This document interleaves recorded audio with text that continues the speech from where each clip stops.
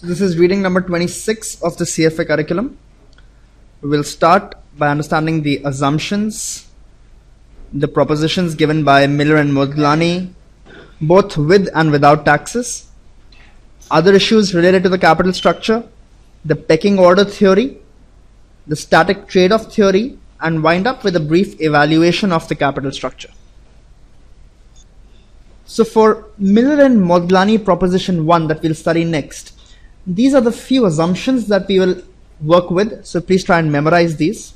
First is that capital markets are perfectly competitive. There is no brokerage, transaction costs, taxes, or any bankruptcy costs of any kind. All investors have homogeneous expectations. So they have the same expectations with respect to cash flows generated by the firm. Doesn't mean that all firms generate the same cash flow. If DLF is risky, then all of us agree that DLF is risky. So investors have homogeneous expectations about particular stocks. So everybody feels certain stocks are risky and everybody feels that certain stocks are less risky. Riskless borrowing and lending is allowed at the risk-free rate of interest.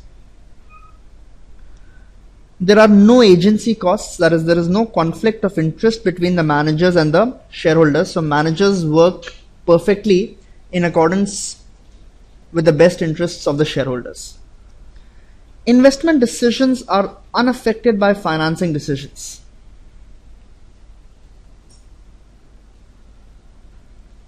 So this basically says that free cash flow to firm or earnings before interest and tax has no component of interest or any financing decision in it. So apart from the fifth assumption, which is still relatively fair, all the other four assumptions are actually not true in real-time markets, and which is why these propositions need to be modified and need to be adjusted for. Miller and Modglani proposition 1 claims that the capital structure of a company is irrelevant. So to say, how much debt a company chooses to keep and how much equity a company chooses to keep has no bearing on anything whatsoever. The logic that Miller and Modglani give is that the investor can substitute his own leverage with the company's leverage. Hence, the value of the levered firm, that is the total company or total firm value, will be the same as the value of the unlevered firm. Now, let's assume two companies A and B in the same business. Company A has assets of $100 and so does company B.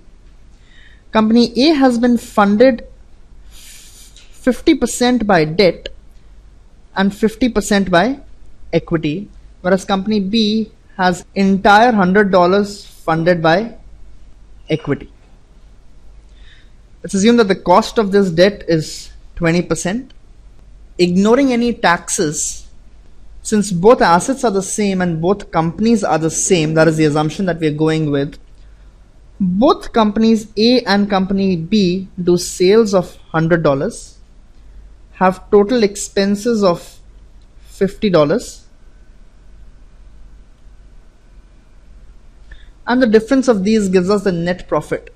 In the case of company A, however, there is debt to the tune of $50, so there is an additional interest cost to the tune of $10, giving us the net income or net profit for company A as $40, whereas the net profit for company B comes out to be $50. Now, if we analyze by traditional metrics, we will see that the return on equity for company A is quite high. It is to the tune of 40 divided by 50, or practically 80%. Whereas the return on equity for company B is not that good. It is a calculation of 50 divided by 100, that is only 50%. So if we had to give $1 of equity, or if we had to invest $1 of our own equity, would we rather do it in company A or in company B? Miller and Modglani said that it doesn't matter.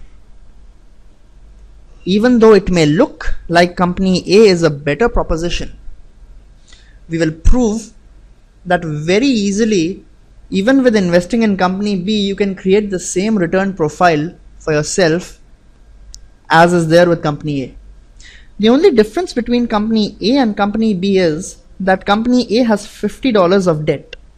This debt gives it the leverage, but also makes the company more risky. Now let's assume that we had $50 to invest. If we invested the entire $50 in company A, we would have bought 100% of company A, but there would have been some risk if the company didn't perform very well. There was a possibility that I may not get anything back as there is a debt of $50. The same $50 can be used to invest in company B. If I invest as is, I will get only 50% of company B, or only 50% of these profits. However, because capital markets are perfect, riskless borrowing and lending is allowed. Can't the investor go on his own and borrow another $50 such that the total that the investor now has invested in company B is $100? However, this $50 borrowing is done by the investor himself at the risk-free rate, that is 20%. Such that he is now invested $100 in company B and he owns entire company B.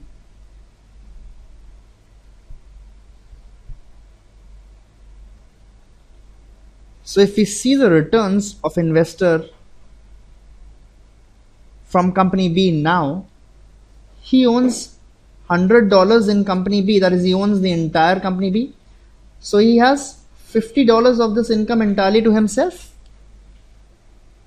However, he himself also took a leverage of $50. On this $50, he would have to pay 20% interest. That is, his own interest expense now will be $10, giving him a net income again of $40 on his original $50. The investor in both cases is in the same position. Only thing, instead of the company's leverage, which also he owns fully, the investor now has $50 on his own books. So Miller-Moglani just said that company doesn't really need to take leverage, or whether or not it takes leverage makes no difference to the investor, because if the investor feels the leverage is less, he can himself borrow more and invest more. If the investor feels the leverage is high, he will invest less in that stock. So in company A, investor will just invest $50 because $50 leverage has already been taken by the company, giving him the return that he wants. In company B, there is no leverage. So $50 he has, and 50 he levers himself because he wants to take more risk. Investing in company A essentially implies that the investor wants to take more risk. He wants to invest in a leveraged firm. Investing in company B, prima facie, would be investing in a less riskier stock because there is no leverage. But investing in company B by taking a leverage on your own or taking a loan yourself will leave you with the same return profile as with company A. So Miller-Moglani proposition 1 said that in the absence of taxes and with perfect capital markets, the capital structure of the company is irrelevant. That is, the value of both firm A and the value of firm B is going to be the same. Please note, value of equity will not be the same. The value of these assets, the value of the firm will be the same. That is, the value of the debt plus the value of the equity will be the same for both company A and company B. That's Miller-Moglani's proposition 1 that says that the capital structure is irrelevant. If the company has less debt or more debt has no meaning, because the investor himself can take whatever is missing or whatever is additional, he can adjust himself.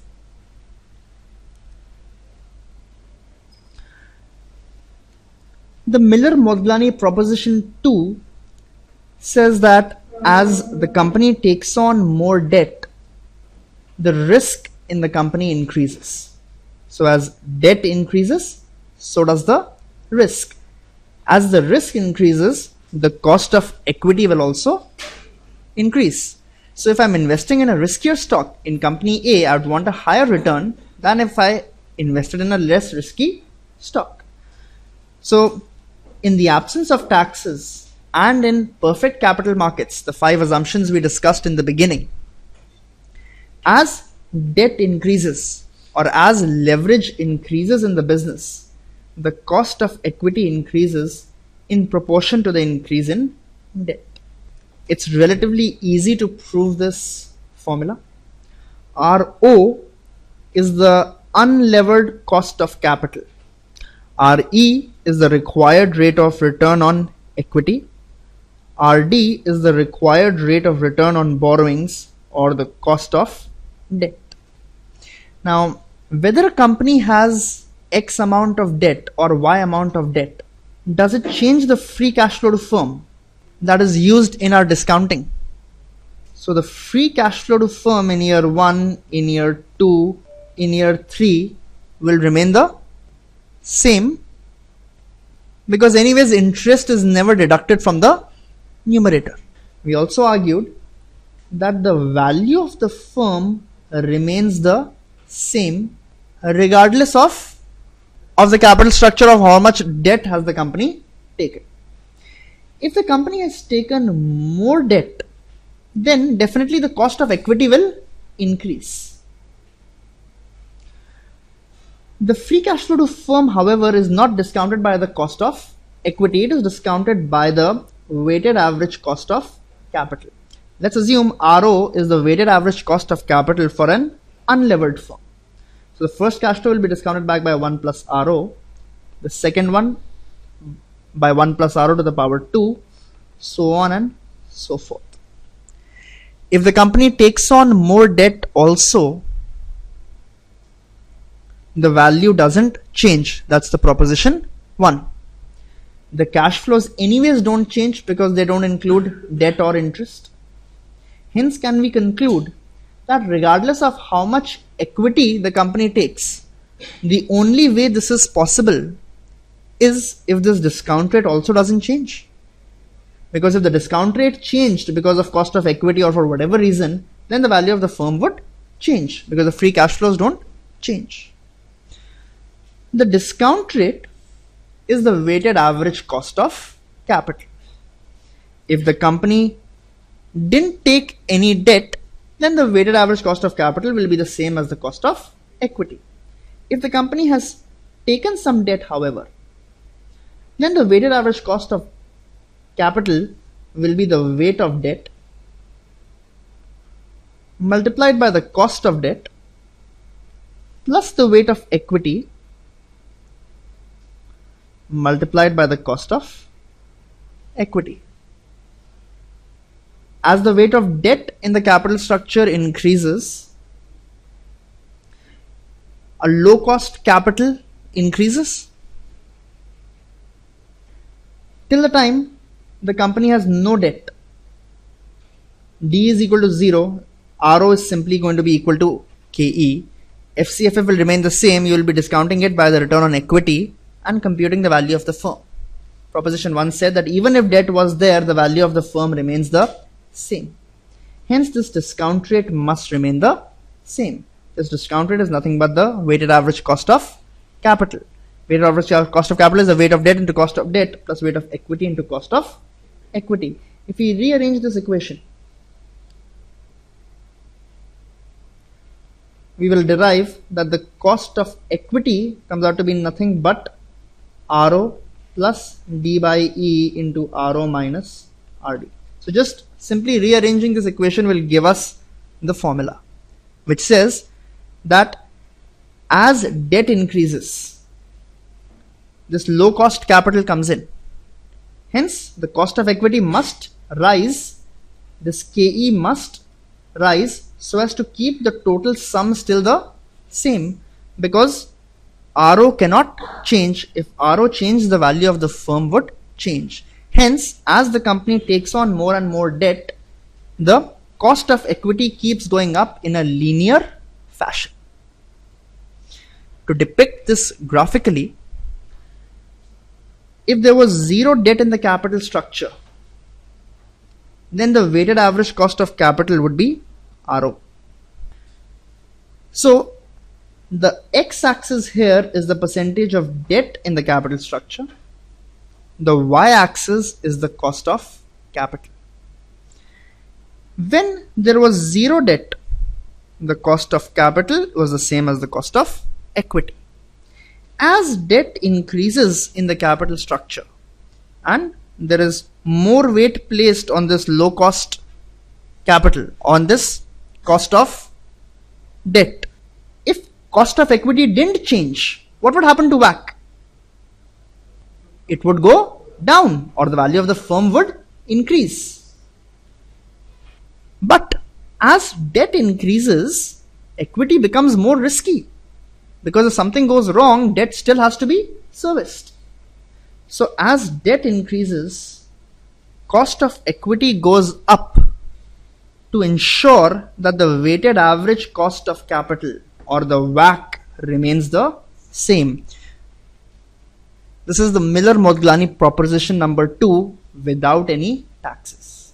The first said the value of the unlevered firm is the same as the value of the levered firm, and the second is a derivation from the first, that as the weight of debt in the capital structure increases, the cost of equity increases linearly such that the WACC remains the same.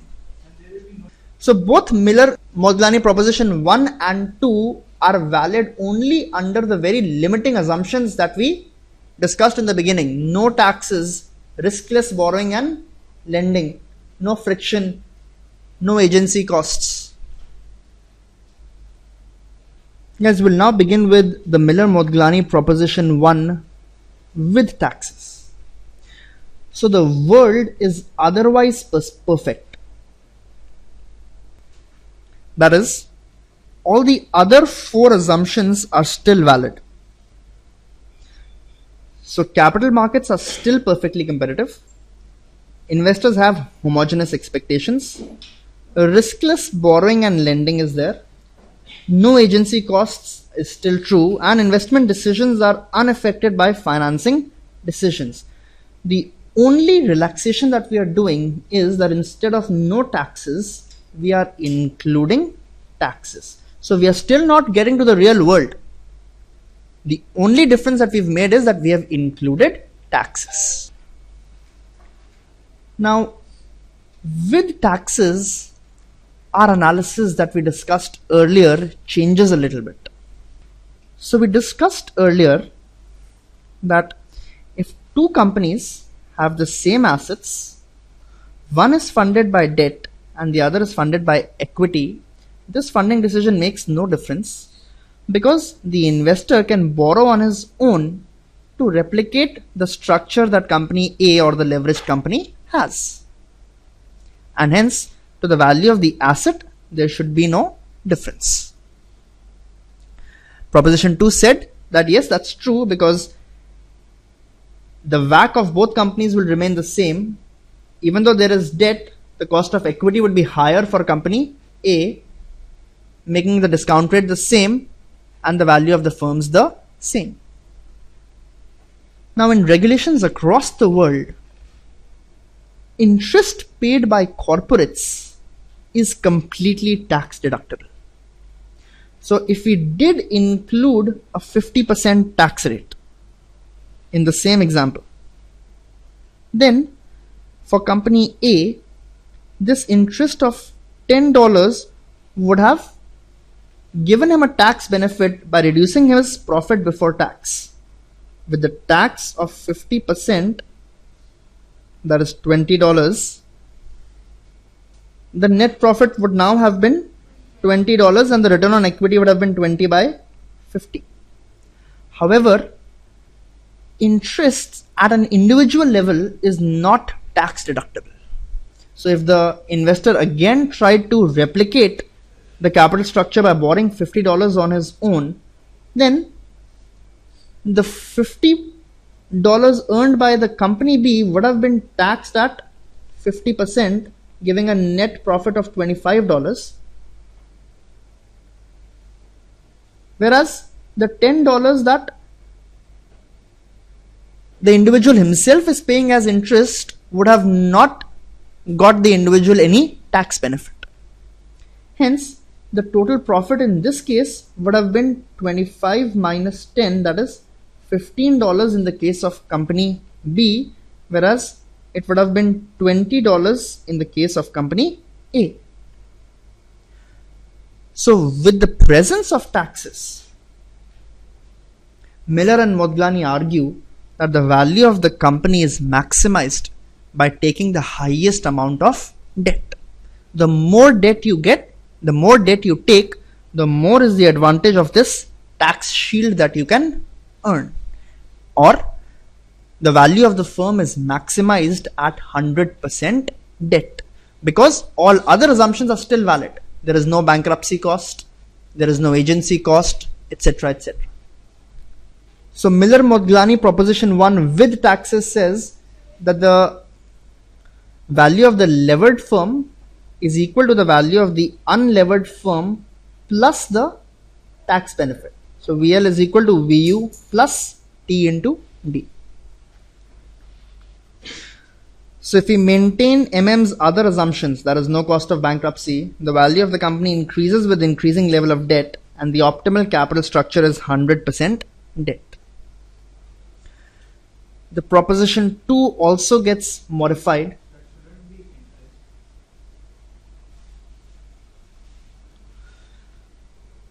The proposition 2 also gets modified, that is, the return on equity is now not just simply RO plus D by E into RO minus RD as was earlier.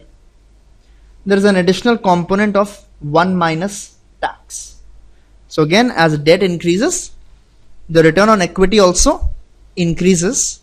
However, it is multiplied with a factor of 1 minus tax, such that the WACC keeps going down as the proportion of debt in the capital structure increases. So with taxes, the value of the firm is maximized with 100% debt. The free cash flow to firm remains the same. Please remember, debt or no debt cannot make a difference to our cash flows. The only difference it will make is to our discount rate, that is the WACC. With proposition 2 earlier, we said that the WACC remains constant because there is no tax benefit that the investor cannot replicate on his own. Proposition 2 with taxes says that if you include more debt in the capital structure, the cost of that debt is actually lower because that debt also gives us a tax benefit. So cost of debt is multiplied by 1 minus tax rate. Hence, as the percentage of debt increases, the cost of equity still goes up linearly.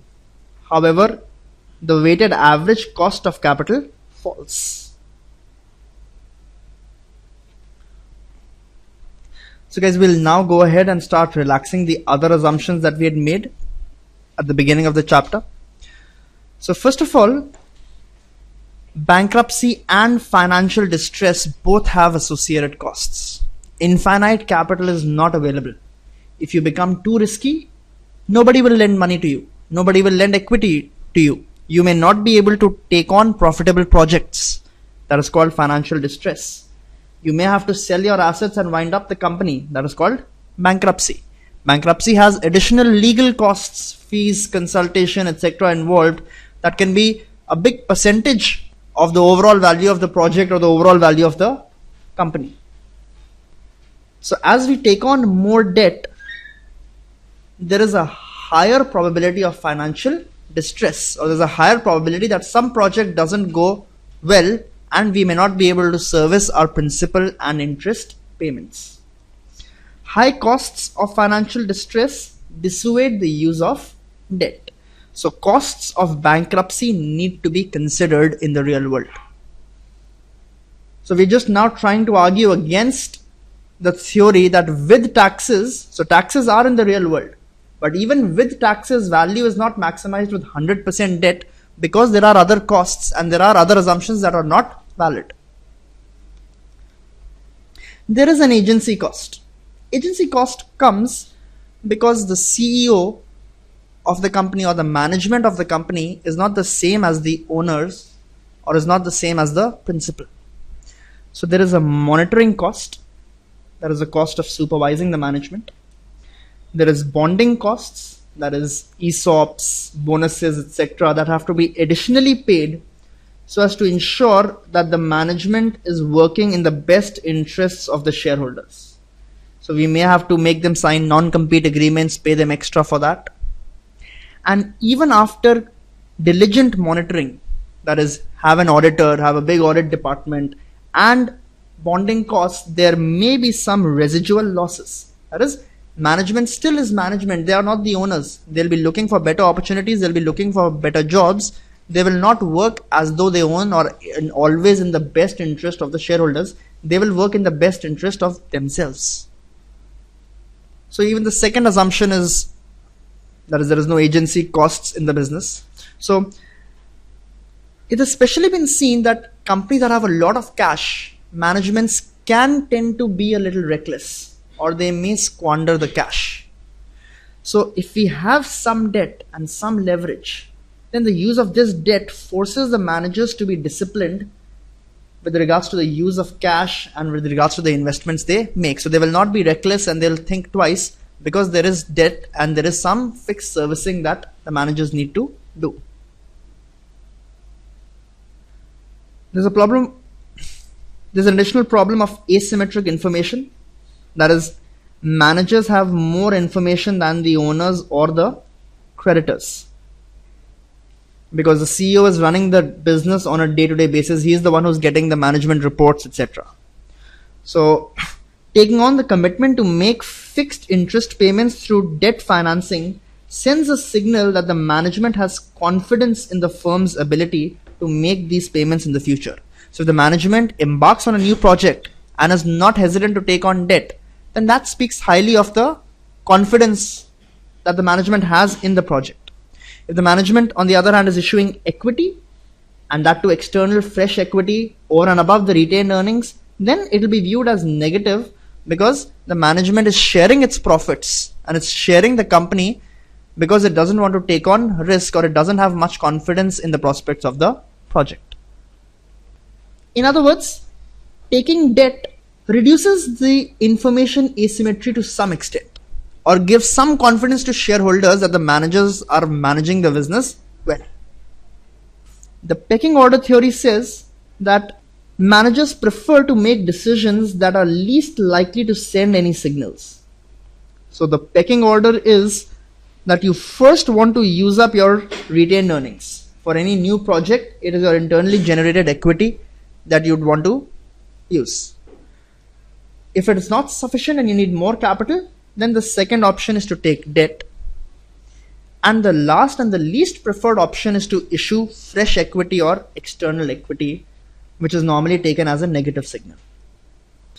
So this theory predicts that the capital structure is a byproduct of individual financing decisions, and how much debt and how much equity comes up depends on individual projects and how the company has chosen to fund each of these individual projects. That will give us the consolidated debt and equity position of the company. The third theory is referred to as the static trade-off theory, that combines taxes as well as all the other real world assumptions into our calculations.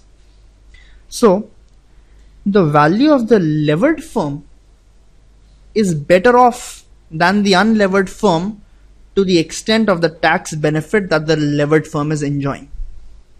However, it is lower to the extent of the costs of bankruptcy and financial distress that come in as you take more and more debt. So The static trade-off theory argues that it's not 100% debt that is the optimal solution. The amount of debt that minimizes the WACC is the optimal capital structure. So after a point, if you take more and more debt, your cost of equity and cost of debt will both rise exponentially. They won't remain constant as was discussed in the other theories. As you take more and more debt, people will start charging you incrementally higher, and that increase is seen to be exponential. So till a point, the tax shield will give you a benefit. But after that point, if you take even further debt, then the value of the firm will reduce, or the WACC will start going up, because these costs of financial distress will take over. Cost of equity will go up exponentially. Cost of debt will also go up exponentially.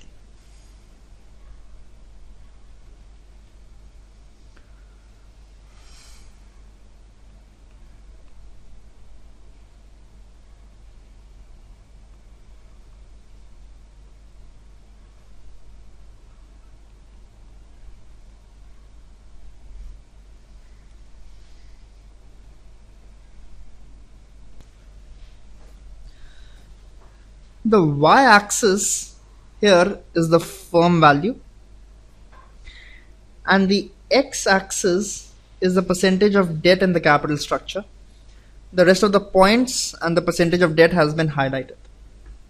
The question asked is that at 50% debt, what would be the value of the firm in a perfect world? In a perfect world, there are no taxes, there is no cost of bankruptcy, there are no agency costs, and there are no problems. Capital markets are perfect. So the capital structure is irrelevant. The value of the levered firm is the same as the value of the unlevered firm. So if A is the value of the unlevered firm, because here the percentage of debt is 0, and when percentage of debt is 0, the value of the firm, that is the y-axis, is equal to A. So in a perfect world, the value of the firm or the levered firm will also be the same as the value of the unlevered firm at all points in time. So in a perfect world, all three answers, A, G and B, would have been correct, because they represent the same firm value. In a perfect world with taxes, that is, the world is otherwise perfect and there are only taxes, value is maximized with 100% debt. So more the debt you take, more will be the value of the firm, because there are no costs of bankruptcy. Riskless borrowing and lending is still allowed. There's only tax, which gives you benefit on the interest cost. So with taxes but otherwise perfect, value is maximized with 100% debt. So this would have been a constantly up moving line. Value would have been maximized at 100% debt. So at 50%, point D represents the value that the firm would likely have in a perfect world with taxes. In the real world, however, the benefit of debt will definitely come. So this entire distance, the value of the unlevered firm and the value of the levered firm, is nothing but the tax shield or the tax benefit. Some amount of this tax benefit in the real world, however, will be taken away or eaten out from the cost of financial distress, because as you take on more debt, the cost of financial distress also keeps going up. So point C represents the value of the firm in a real world.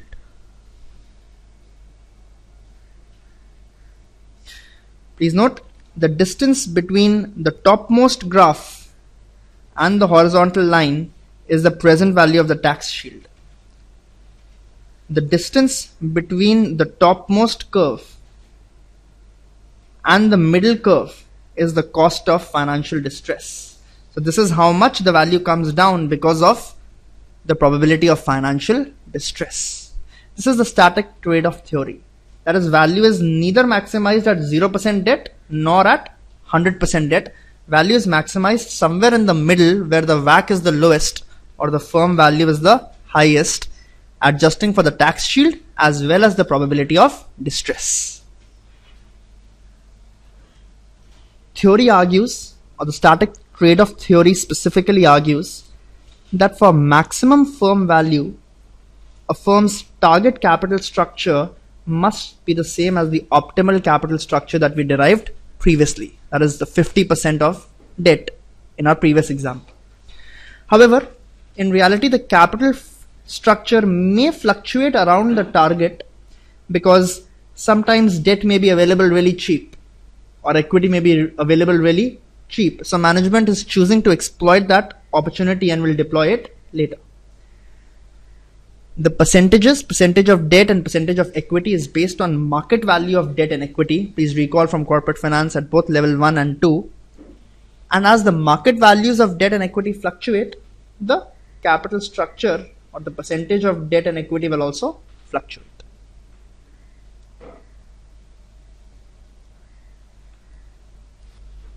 The cost of debt is a very important input in all our calculations. The WACC is nothing but the cost of debt into the weight of debt plus the weight of equity into cost of equity. So we try to calculate and analyze the cost of debt in a lot of detail. It has generally been seen that as the rating of the company falls from investment grade to speculative grade, there is an exponential rise in the cost of debt. So investors just don't want to touch speculative grade debt. These ratings are given by various credit rating agencies. Two of the world's biggest are Moody's and Standard & Poor's. And for the exam, it would not harm to remember that in Moody's, BAA, okay, could be BAA1, BAA2, anything with BAA and above is investment grade. Whereas in Standard & Poor's, anything with a rating of BBB and above is considered investment grade.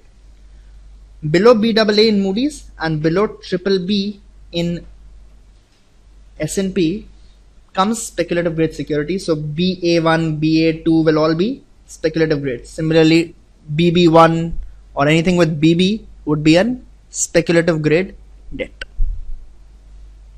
So companies are very cognizant and very careful about their ratings. These ratings are given by analyzing cash flows, EBITDA coverage ratios, quality of management, outlook on the sector, etc. Many other general credit rating factors that you would imagine. So in evaluating the capital structure or making judgments about the capital structure of a company, an analyst must not just look at the capital structure as is now. He should also see how the structure has evolved over time. How does it compare to the peers? How does it compare to the industry before he takes a call on whether the debt is too high or it is too low? So capital structure is just like any other ratio. It has to be analyzed by comparing with other ratios and by comparing with the industry. Some company specific factors may also need to be considered. So companies with better corporate governance, more transparent data sharing, more information sharing, we would not have such a big problem even if it has a little bit of extra debt or even if it doesn't have debt and there's too much cash, because we know that the management is competent and the management in the past has never shortchanged shareholders. Better corporate governance basically reduces agency costs. That is, the conflict of interest between the promoters or the shareholders and the managers, that is the CEO and the top management. Some institutional and legal factors that we have noticed over time is that countries where there is a strong legal system, investors are willing to take on more risk. So the use of equity is higher or the use of debt is lower, and investors are comfortable giving longer maturity debt. With the same logic, in company In countries where there is less information asymmetry, corporate governance is good, regulator is good, disclosures are good, people are comfortable investing in equities. So use of total debt is relatively lower as compared to other countries, and the maturity is also longer. If there is a favorable tax rate on dividends, so interest income is taxed heavily whereas dividend income is taxed at a lower rate, then again there would be tilt towards the use of equity. Companies with common law are seen to be having more confidence in the system, or they have more use of equity as compared to companies with civil law. So you can Google and read up about the differences between the two. It's not important. Just know that companies with common law generally have seen to have higher usage of equity, higher maturity of debt, and lower percentage of debt in the capital structure. If there are more liquid stock and bond markets, then again longer maturity debt can be taken and can be issued because there is enough liquidity to trade and to sell off that debt if need be. If there is greater reliance on the banking system, however, then we've seen that countries have more debt in the capital structures because banks are easily accessible and loan funding is more easily accessible than equity funding. If there are more institutional investors generally can take active participation in the management. So if the management is not disclosing information or is not acting in the interests of the shareholders, then we've seen that institutional investors can challenge the assumptions, they can even take stands, they can even take legal recourse as compared to a retail investor or a general investor. So if there is more institutional investor presence in the country, then we've seen that people are more comfortable and they take more equity. Use of debt is lower and the maturity of debt can be longer. Higher inflation and higher GDP growths basically imply that investors will invest in equity as debt and fixed income securities will lose value since they give you a fixed cash flow, and with higher inflation and higher GDP growth, interest rates are also likely to grow up, causing the value of these instruments to decline.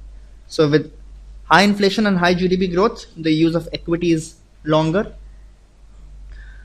The usage of debt is lower. The maturity of debt or the duration will be shorter if you're expecting inflation. However, with higher GDP growth, we've seen the maturity of debt is also longer as investors have confidence in the long-term prospects. So you have to memorize some of these institutional and legal factors. 90% of them will follow straight logic. However, in some cases, you may have to memorize some international differences also that you can be aware of. So companies in Japan, Italy, and France tend to have more total debt in the capital structure than firms in the United States and UK. Companies in North America generally tend to use longer maturity debt than that of Japan. And companies in developed markets tend to use more total debt and use longer maturity debt than firms in emerging markets. Again, not very testable, these points, but just for your knowledge and awareness, you can know. So that was about the review on the capital structure. Very important, the Miller-Modigliani propositions that we studied, the assumptions, and what happens when those assumptions are relaxed. So an important and interesting review. Watch the video again if there's something that you've missed out on or you need more clarity on. And we'll start off with a very interesting review on mergers and acquisitions next. Thanks a lot. See you next time.